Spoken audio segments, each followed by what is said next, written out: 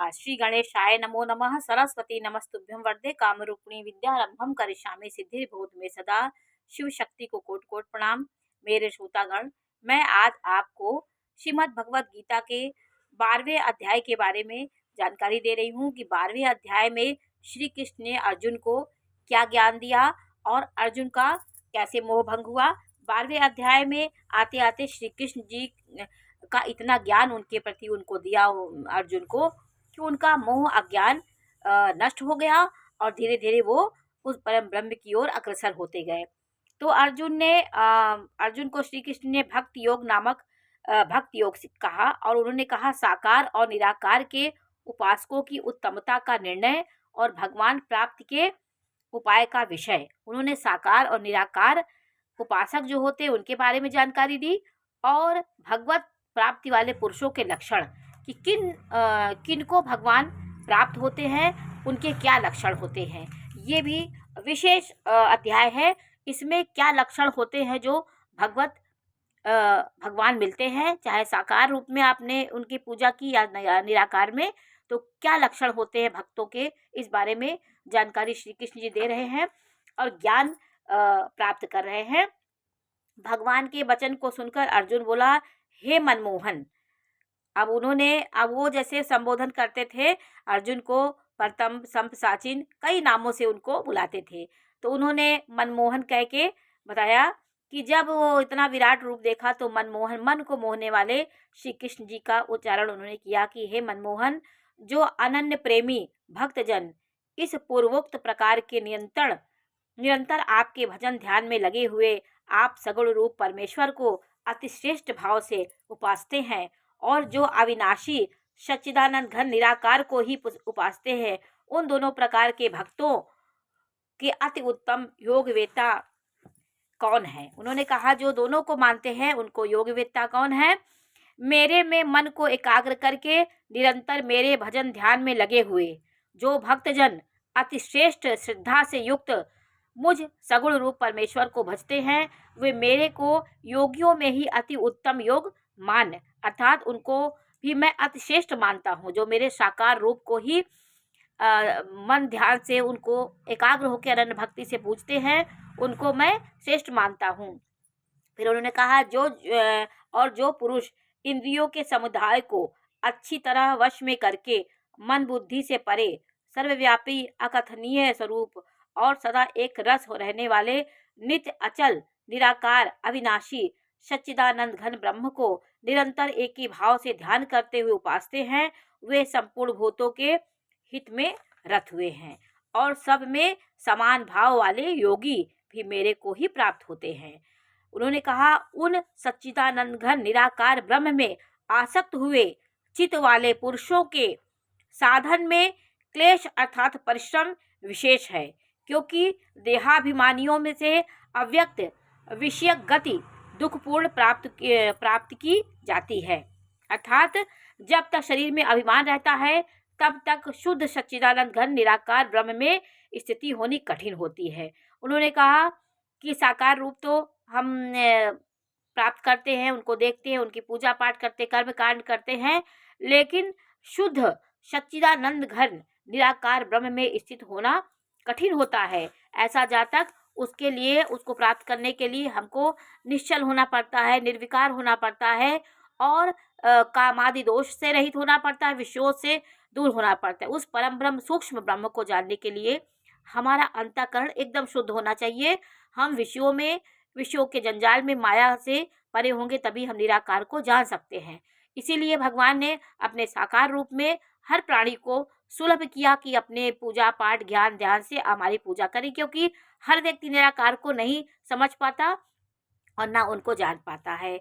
और जो मेरे परायण हुए भक्त संपूर्ण कर्मों को मेरे में अर्पण करते हैं, मुझ सगुण रूप परमेश्वर को ही तैल धारा के सदृश अनन्य ध्यान योग से निरंतर चिंतन करते भजते हैं, वो उनको मैं मानता हूँ। जैसे कोई तेल की धारा लगातार आप डालते हैं तो उसमें आपका ध्यान निरंतर बना रहता है। तो उन्होंने उपमा दिया कि उसी प्रकार मेरे में निरंतर चिंतन करता हुआ मेरे को ही प्राप्त होता है। हे अर्जुन, उन मेरे में चित्त को लगाने वाले प्रेमी भक्तों का मैं शीघ्र ही मृत्यु रूप संसार समुद्र से उद्धार करने वाला होता हूँ। उन्होंने कहा साकार रूप से भी मैं उनके मृत्यु से उनका उद्धार करता हूँ और उनको कठिन मृत्यु उनकी नहीं होती है। मेरे में मन को लगा और मेरे में ही बुद्धि को लगा, इसके उपरांत तू मेरे में ही निवास करेगा, अर्थात मेरे को ही प्राप्त होगा, इसमें कुछ भी संशय नहीं है। यदि तू मन को मेरे में अचल स्थापना करने के लिए समर्थ है तो हे अर्जुन, अभ्यास रूप योग के द्वारा मेरे को प्राप्त होने के लिए इच्छा कर। उन्होंने भगवान ने कहा कि भगवान के नाम और गुणों का श्रवण, कीर्तन, मनन तथा श्वास के द्वारा जप और भगवत प्राप्ति विषयक शास्त्रों का पठन पाठन इत्यादि चेष्टाएं भगवत प्राप्ति के लिए बारंबार करने का नाम है अभ्यास। आप उनके कीर्तन सुनिए, श्रवण करिए और भगवान के ही नाम का जप करिए, उनके प्राप्ति के लिए शास्त्रों का अध्ययन करिए, पठन पाठन करिए। ये सब भी चीज़ें हैं, वो भी भगवान बारंबार करने से भगवान प्राप्त होते हैं। इसको अभ्यास कहा जाता है। निरंतर एक काम को करने से ईश्वर मिलते हैं, एक दिन की जाप से नहीं होता है। तो उन्होंने कहा कि मेरे अभ्यास में भी असमर्थ है तो केवल मेरे लिए कर्म करने के ही परायण हो, इसलिए मेरे अर्थ कर्मों को करता हुआ भी मेरी प्राप्ति रूप सिद्धि को प्राप्त। उन्होंने कहा स्वार्थ को त्याग कर, जैसे उन्होंने कहा कि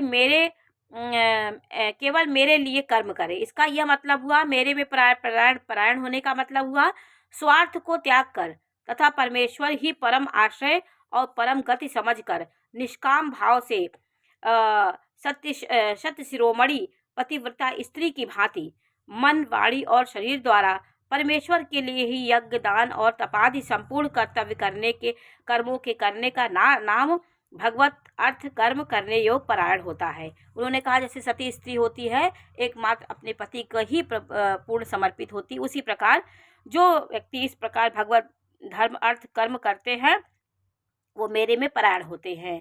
फिर उन्होंने कहा कि यदि मुझको भी करने में असमर्थ है तो यदि उसको करने में भी असमर्थ है तो जीते हुए मन वाला और मेरी प्राप्ति रूप योग के शरण हो, सब कर्मों के फल का मेरे लिए त्याग करो, क्योंकि मर्म को ना जानकर किए हुए अभ्यास से परोक्ष ज्ञान श्रेष्ठ है और अपरोक्ष से मुझ परमेश्वर के रूप का ध्यान श्रेष्ठ है तथा ध्यान से भी।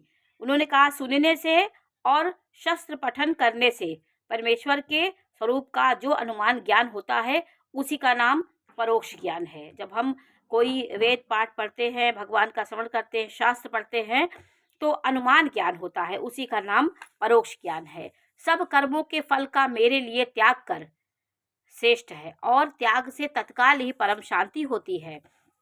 उन्होंने कहा सब भूतों में द्वेष भाव से रहित एवं स्वार्थ रहित, सबका प्रेमी और हेतु रहित, दयालु है तथा ममता से रहित एवं अहंकार से रहित, केवल भगवत अर्थ कर्म करने वाले पुरुष का भगवत में प्रेम और श्रद्धा तथा भगवत का चिंतन भी बना रहता है। इसलिए ध्यान से कर्म फल का त्याग श्रेष्ठ होता है, ध्यान से कर्म फल का श्रेष्ठ होता है। एवं शब्द एवं सब गुणों का समुच्चय करने के लिए समझना चाहिए।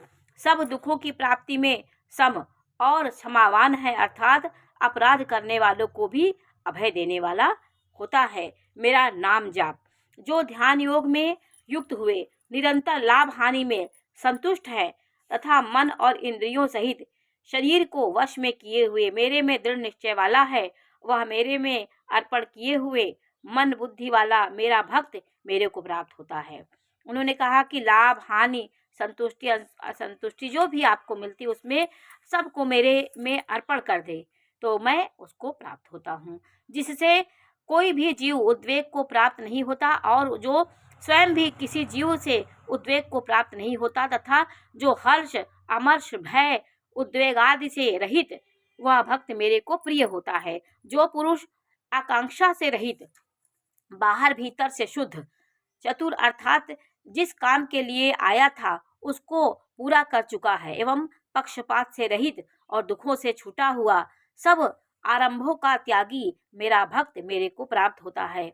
उन्होंने कहा कि जो भी चतुर है, व्यक्ति है, काम से रहित है और सब कर चुका है, कर्मों को, अपनी जिम्मेदारियों को निभा रहा है सच्चे मन से, उस भक्त को सर्व आरंभों का त्यागी, मतलब वो आदि अंत नहीं देख करके सिर्फ कर्म को अपना मानता है, वो भक्त मेरा भक्त होता है और मुझे भी ध्यान देता है, वो प्रिय होता है। सांसारिक लोगों के लिए उन्होंने यही कहा कि अपने सत्कर्मों को करे, अपनी जिम्मेदारियों को निभाता हुआ मेरे को ध्यान देता है जो व्यक्ति, उसको मैं प्राप्त होता हूँ।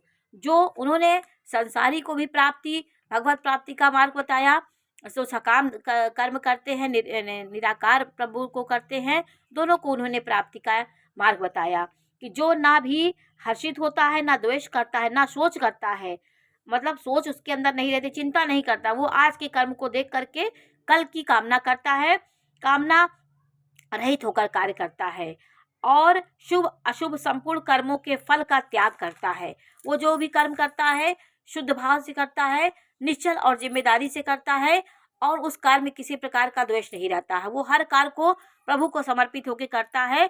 भक्त योत पुरुष मेरे को प्राप्त होता है। उसके कार्य करने में ईश्वर को सबसे पहले अर्पण कर देता है, प्रभु मैं ये काम करने जा रहा हूँ, तब वो काम शुरू करता है तो उसको भगवान उसके कार्य को पूरा करते हैं। ये संसारी लोगों के लिए उन्होंने यही कहा कि शत्रु मित्र में और मान अपमान में सम है, तथा सर्दी गर्मी और सुख दुख आदि द्वंद्वों से में सम है और सब संसार में आसक्त से रहित है। उन्होंने कहा शत्रु को भी अपना मित्र समझे, मतलब उसकी शत्रुता उसके लिए है, उसके विचार उसके लिए है, अपना शुद्ध हो करके उसको समदृष्टि से देखता है। तो शत्रुता करना भी एक विकार है, ईर्ष्या द्वेष करना ये तो एक मान विकार है। इस विकार को वो नहीं समझता, वो अपने सत्व गुण को धारण करता है। निंदा स्तुति को समान समझने वाला और मननशील है, जिस किस प्रकार से भी शरीर का निर्वाह होने में सदा ही संतुष्ट रहता है, रहने के स्थान में ममता से रहित है, जहाँ रहता है वहाँ मोह माया उसके नहीं रहती, स्थिर बुद्धि वाला भक्तिमान पुरुष मेरे को प्राप्त होता। उन्होंने कहा कि सब जिम्मेदारियों को कर्मों को करता है और स्थिर बुद्धि से सोच पुण्य पाप का सोच समझ के कार्य करता है, मेरे में समर्पित होता है, अच्छे कर्म करता है, वह मेरे को प्राप्त होता है। और जो मेरे परायण हुए श्रद्धा युक्त पुरुष इस ऊपर कहे, मतलब इस तरह जो मैंने आपको बताए साकार रूप के जो जो होते हैं, धर्म में अमृत को निष्काम भाव से सेवन करता है, वो भक्त मेरे को अतिशय प्रिय होते हैं। उन्होंने इस प्रकार कहा कि सकाम और निराकार दोनों तरह से मैं सुलभ होता हूँ।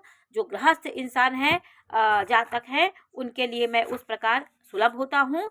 और निर्णय भक्ति प्राप्ति के उपाय का मैंने वर्णन किया कि निराकार और साकार दोनों उपासकों की उत्तमता का मैंने निर्णय किया और मैंने आपको तुमको बताया। ये भगवत प्राप्ति वाले पुरुषों के लक्षण मैंने बताया उनको, अर्जुन को इन्होंने इस प्रकार लक्षण बताए जो उन्होंने सुन के संतुष्ट हुए।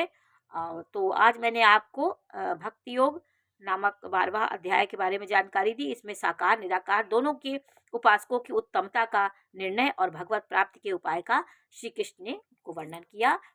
बोलो जय श्री कृष्ण।